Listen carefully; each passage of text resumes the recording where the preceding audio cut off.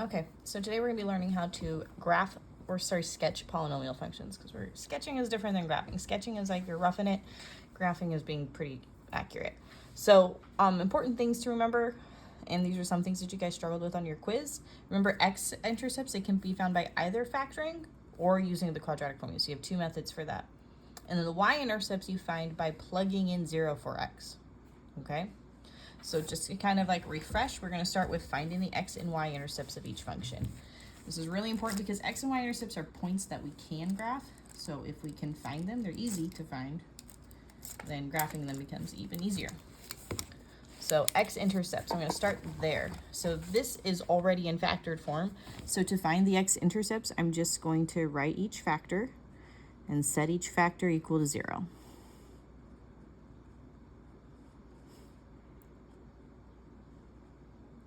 Remember, each factor is the thing that's in parentheses. So I have x minus 4 equals 0, x plus 1 equals 0, and x minus 6 equals 0. When I go to solve for x, I get that my first factor is x is equal to 4. My second factor, I get x is equal to negative 1. And then for my third factor, I get x is equal to 6. These three all correspond to the x-intercepts as points of 4, 0, negative 1, 0, and 6, 0.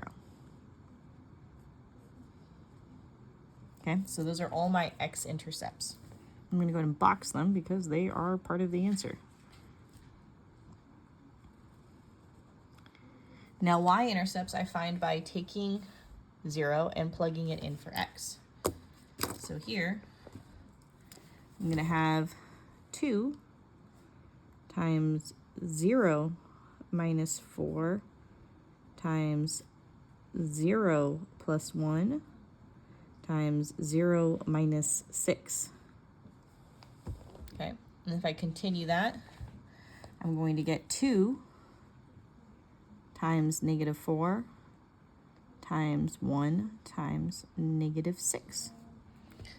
All right, and if I do this multiplication, 2 times negative 4 is negative 8. Negative 8 times 1 is still negative 8. And negative 8 times negative 6 is positive 48. 8 times 6. So my y-intercept is the point 0, 48. So that's how we find the x and y intercepts. Okay, set the factors equal to 0, plug in 0. For the next one, notice that it is not in factored form. So in order to find the zeros, I must either factor or use the quadratic formula. Now the thing that's going to prevent me from using the quadratic formula is the fact that this is an exponent of 4 and not an exponent of 2. So what I need to do now is I'm going to try to simplify it. I notice that each of these terms are divisible by 2, but I can also take an x squared. So to start the factoring off, I'm going to take a 2x squared out. Okay, again, that's because I can take 2 x's from here, here, and here. When I take a 2x squared out, I'm going to be left with x squared in the first term. Okay, because 2x squared times x squared is 2x to the 4th. In the second term, I'm going to have negative 4x, because 8 divided by 2 is 4. And then if I take away 2 x's, I have x left. And then for the last term, I'm going to just have plus 3. Okay, now this is not factored yet because I still have a quadratic. So I can either use the quadratic formula or I can factor this part. Because a is 1, I'm going to try to factor it because it's just so much easier. So I'm trying to see, is there any numbers that multiply to 3 but add to negative 4?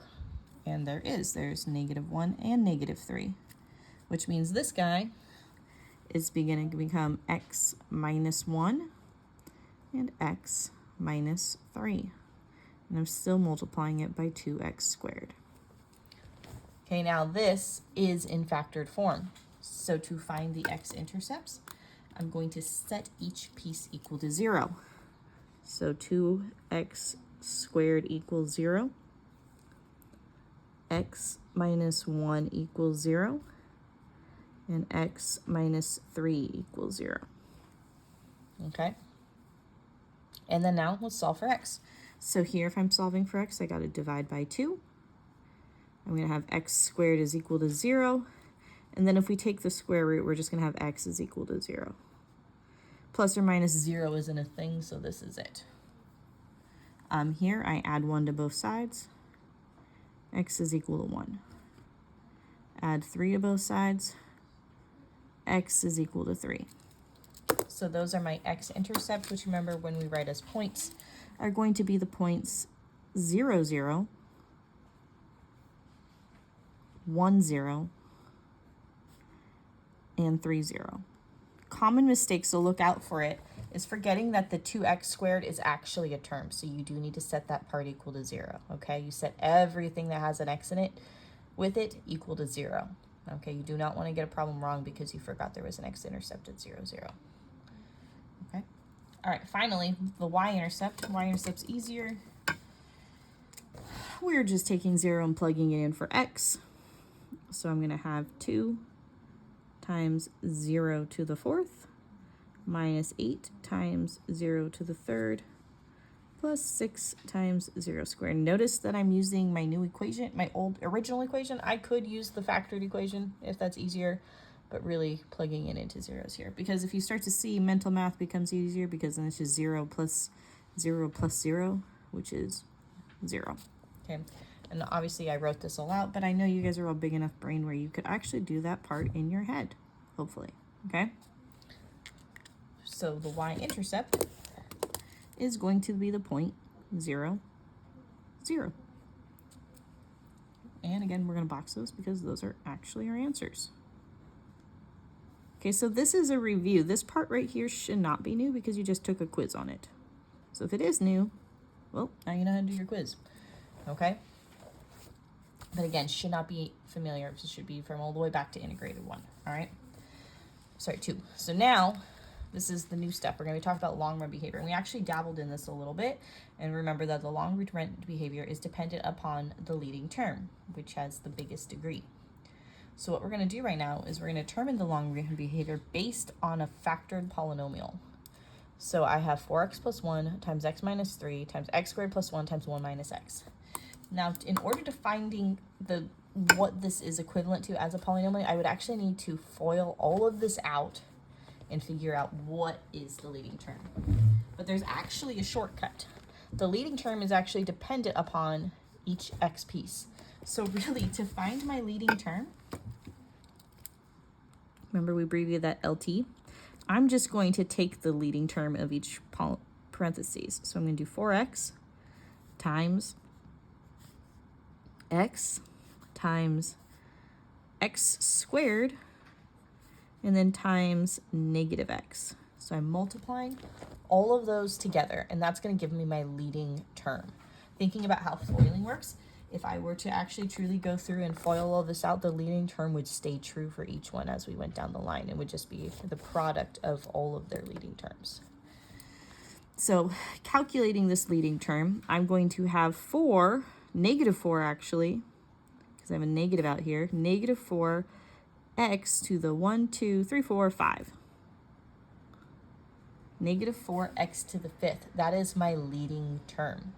So to find the end behavior, remember, I need to find, or the long run behavior, I'm going to calculate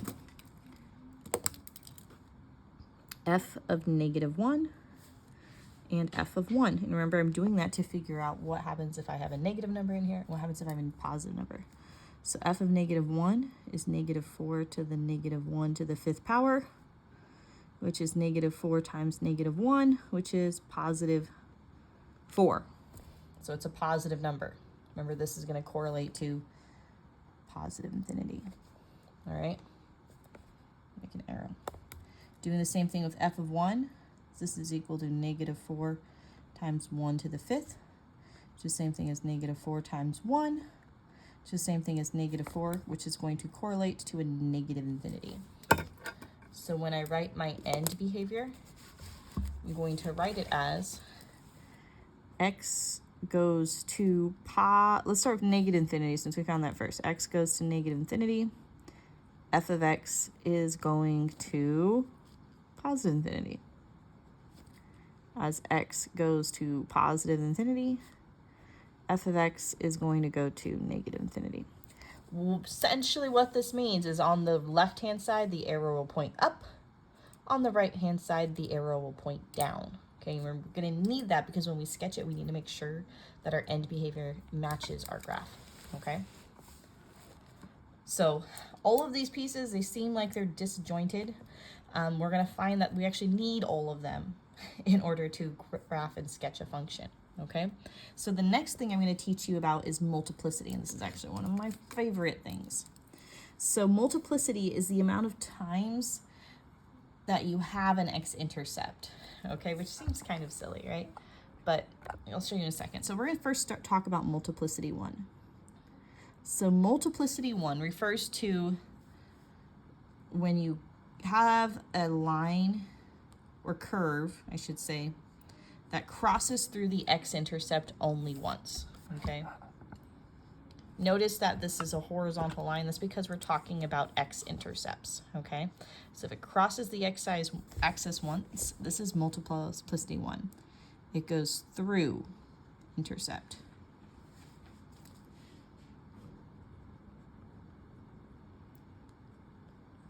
Okay? Through multiplicity 1 goes through the intercept. Next one we're going to talk about is multiplicity 2. Multiplicity 2 is a little bit different. Let's use pink. I think that's pink. So multiplicity 2, some say it bounces at the intercept. And pink doesn't look like it's going to be our color today, folks. That is not working. So here's this cool little teal color, which turns out just to be blue. Oh, nope, there we go, we got teal. Notice how it makes a U shape. This should be familiar, okay, right? This is a quadratic, and that's because it's multiplicity 2. Should probably do M-O-U-L-T. So multiplicity 2, it makes a U shape, or bounces at intercept.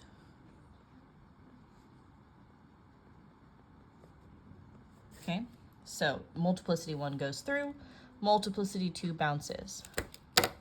Finally, we're going to have multiplicity 3. Multiplicity 3 is obviously different.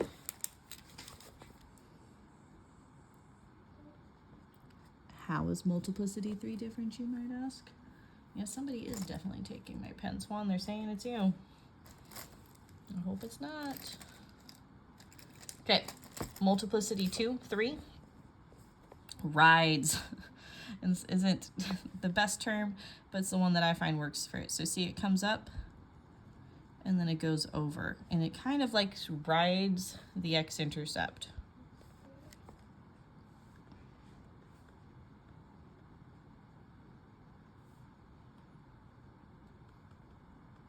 Okay, so it's going to ride at the intercept. It goes up, it flatlines a little bit, and then it goes bounces off again, okay? So it looks like it goes through, but notice that when it goes through, it's actually like a direct line. This one, it just kind of like hangs out at the x-intercept, and then it goes off. Okay, if you're familiar with how different graphs look, this is a linear function, which has degree 1, a quadratic function, which has degree 2, and a cubic function, which has degree 3. So these start to make sense when you talk about multiplicity, because it actually looks like those functions at the x-intercepts.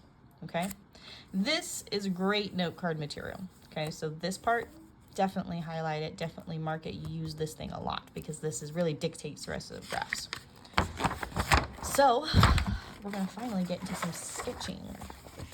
So sketching polynomials. When we're sketching, we have a bunch of different things that we need to do. So everything that we've talked about is actually important. I know sometimes I say things and they matter. Sorry, I'm trying to actually I know you guys, maybe you can tell, but it is definitely being filmed at a terrible angle. Okay, so sketching polynomials, we're going to have to start with identifying the degree. We do that by finding the leading term. And then we're going to identify the x and y intercepts be given. So that's what we actually did in our first example. And then we're going to graph those. And then finally, we're going to determine the multiplicity at the x-intercepts, because that's going to determine how the graph is behaving there. Like, is it bouncing? Is it going through? What's going on? And then finally, identify the end behavior, so we can draw arrows. And then we're going to just kind of wing it and connect the points in the middle by sketching the function. Okay? So let's start with the degree. The degree can be found by identifying the leading term. Now you might ask, what is the point of identifying the degree, Miss A? Remember, the degree determines the amount of turning points, but also the amount of x-intercepts. And so in the past, when you've looked at x-intercepts, there haven't been exactly, like for example, we had a degree 5, but there weren't 5 x-intercepts, right? Now there should be 5 x-intercepts. So those are things that we need to look at, okay? So here, if I'm going to find my leading term, let's start there. My leading term can be found by doing x squared. Now, why is it x squared? Because I got that 2 in the front, which means there's actually going to be x times x. So it's going to be x squared times x, which is going to be x cubed. So that means that my degree is 3, which means that I should have at most 3 x-intercepts. And so now I need to figure out what those 3 x-intercepts are. So now we go find our x-intercepts. X-intercepts, I'm going to say x minus 2 equals 0, and x plus 3 equals 0. Now notice that this one's squared. I'm not going to write it twice, okay? And the reason why is that this one is going to have multiplicity 2 there.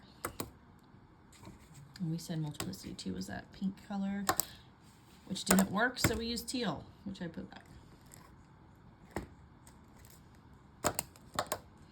Where did I put it back? I did not put it back. Sorry. Colors matter.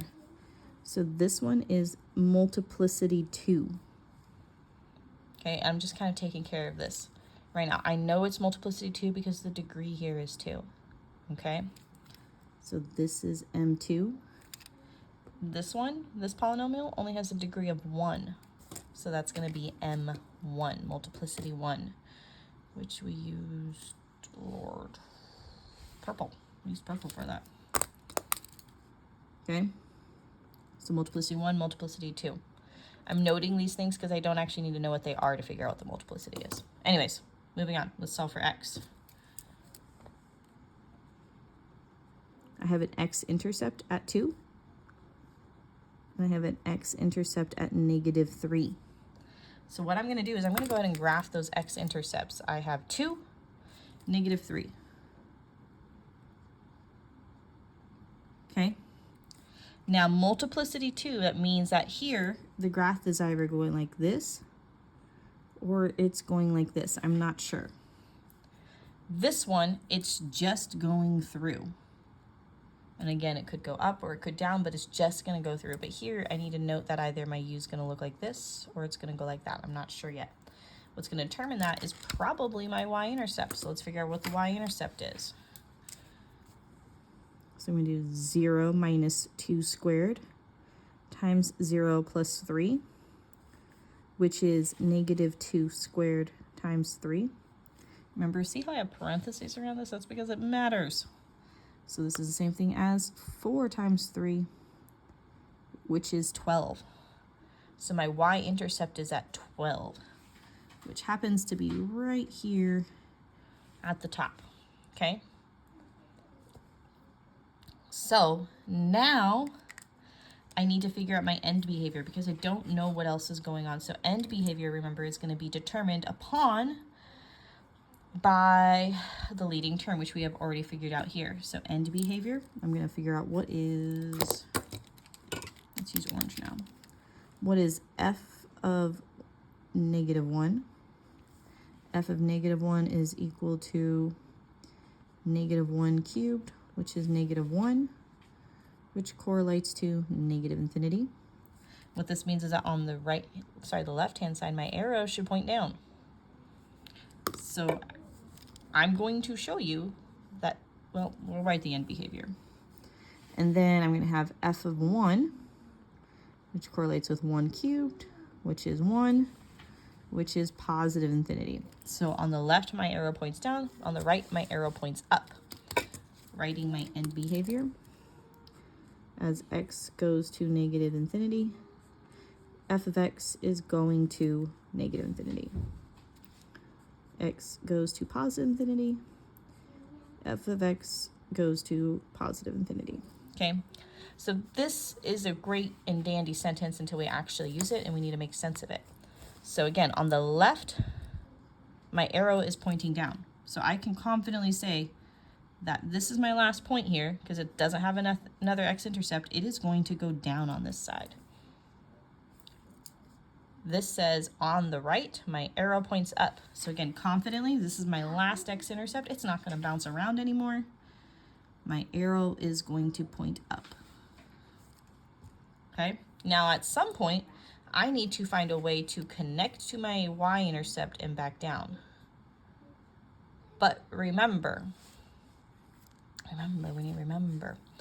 All right, remember, guys, I have an x-intercept at 2 and negative 3.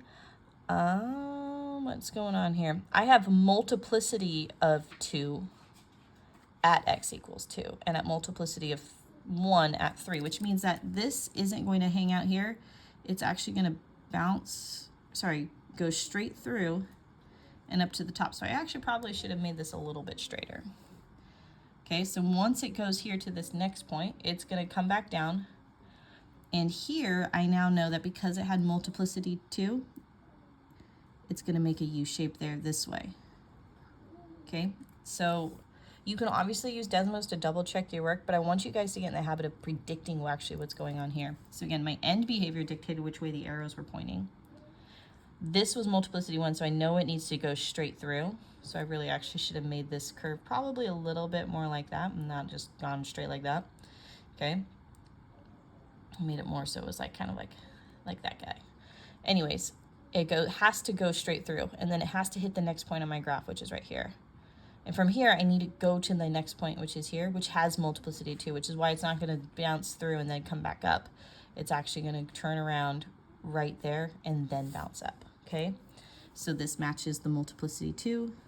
This matches the multiplicity 1, and this matches my end behavior and points. So this is what the function should look like. And again, I wish I made it a little bit more like a little dashed line like that, okay? That's what it should have looked like, but I'm gonna say I just winged it, okay? So for this next one, we're gonna do something similar, okay? This is one of those where you need to watch the video. So let's start with the degree. Remember, the degree is dependent upon the leading term. So this time, my leading term here is going to be x cubed times x squared, which is x to the 5th. Okay, so that means the degree is 5, which means my x-intercept should total to 5. Here, 1, 2, 3. X-intercepts totaled 3, so that worked out well too. Okay, anyways, let's find the x-intercepts. I'm going to say x minus 1 equals 0. And then I'm finally going to say x plus 3 equals 0. Okay, solving for x.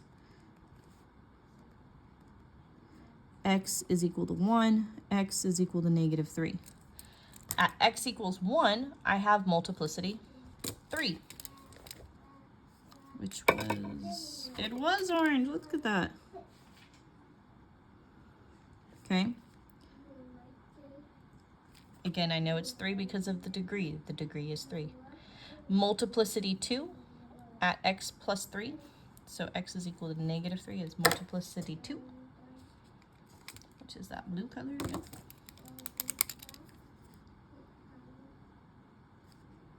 And this time I don't have a multiplicity 1. So x equals 1. Let's draw it. I need to go ahead and put a point there. I'm going to have a point at x equals positive 1. And then I'm going to have a point at x equals negative 3. Those are my x-intercepts. So I'm either going down or up from these guys. Let's find the y-intercept. Y-intercept I find, remember, by plugging in 0. So I'm going to say 0 minus 1 cubed times 0 plus 3 squared. This is the same thing as negative 1 times 9 which is -9. So we're going to graph our y-intercept at -9. 1, 2, 3, 4, 5, 6, 7, 8, 9. Okay, and then finally the end behavior. Remember, end behavior I'm going to find by evaluating f of -3 and f of -1 and f of +1. So f of -1 is -1 to the 5th, which is -1, which is going to imply negative infinity. F of 1 is equal to 1 to the 5th, which is equal to 1, which applies to positive infinity. Oops, should probably make it so you can actually see what I'm doing, right? All right, so then when I write my end behavior, is going to state that as x goes to negative infinity, f of x is going to negative infinity, which means here my arrow is pointing down. I'm not going to make the same mistake I made last time. I'm going to actually point down. Okay? And then on the right-hand side, as x approaches positive infinity, f of x is also approaching positive infinity, which means here it's going to go up. Okay? So now I need to kind of start to fill in the blanks. I know that at x equals 1, it rides the graph. Okay, what does it look like to ride the graph? It's going to go like this. Okay?